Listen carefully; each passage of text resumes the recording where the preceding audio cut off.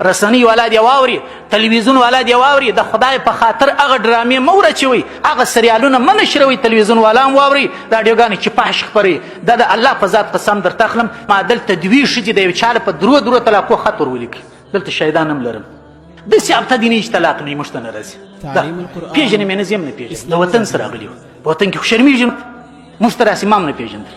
دوه کسه راله په جنجال، د یو هم خپل ښځه په درو طلاقو ور طلاق کړه، ورو مې لکړه ټاپه مې کړه، دا بل هم په درو طلاقو ور طلاق کړه. نن زما او ستا پر تلویزیونانو باندې چې کوم سریالونه خپرېږي، کوم ډرامې نشر کېږي، کوم شان دا چې دا زما او ستا ځوان طلاق ورښیي. دا ځوان طلاق څه پېژني؟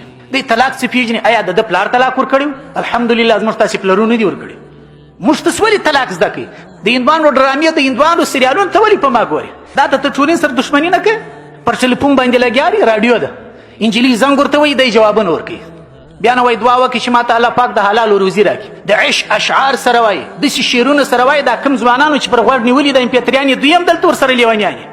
ته د یو عشق شعر راته ووایه، ته د یو محبت شعر راته ووایه. دا په کوم ترتیب کې روان دي؟